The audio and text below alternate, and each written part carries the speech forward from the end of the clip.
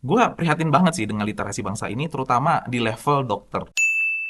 Karena di konten gue yang kemarin ini, banyak banget akunnya yang katanya dokter ya, semoga dokter beneran ya. Itu nyerang gue dengan argumen yang nggak valid menurut gue. Kita pahami dulu ya, dokter itu bukan ahli bisnis. Rumah sakit itu, selain bersinggungan dengan ilmu kedokteran, dia juga bersinggungan dengan ilmu bisnis. Ketika gue sebagai dosen bisnis selama 11 tahun dan praktisi bisnis selama 15 tahun berkomentar yang berbeda dengan pendapat dari sisi orang dokter. Bukankah seharusnya seorang yang waras dan berliterasi baik seharusnya bertanya maksudnya apa dengan baik-baik? Bukan menyerang kayak gini nih, sampai bilangin gue cetek. Lu sendiri minta profesi lu dihargai, tapi lu nggak bisa menghargai profesinya orang lain yang berbeda pendapat dengan lu. Jadi sebenarnya yang nggak bisa menghargai itu siapa? Dan di dalam konten ini, gue sama sekali nggak bilang bayaran BPJS itu wajar. Dan gue nggak pernah bilang juga bahwa bayaran BPJS itu menguntungkan. Gue cuman bilang, Vaskes itu tidak rugi ketika terima pasien BPJS. Gue nggak pernah bilang Vaskes itu untung besar ketika terima pasien BPJS. Bahkan di akhir video gue bilang, Vaskes itu harus pintar-pintar mengelola sumber pendapatan. Maksudnya, jangan cuma bergantung sama BPJS. Itu kan sebuah argumentasi yang cukup sederhana dan bisa diterima kan. Tapi gue nggak ngerti kenapa gue harus diserang. Dan yang paling gue sayangkan, gue diserang oleh orang yang mengaku profesinya dokter. Padahal masih banyak loh dokter-dokter lain yang pertanyaannya lebih sopan dan diskusinya sehat. Nah sekarang gue nanya, kalau dokter Indonesia kelakuannya seperti itu, kira-kira lu sendiri jadi pasien mau nggak sama dokter yang anti kritik kayak begitu?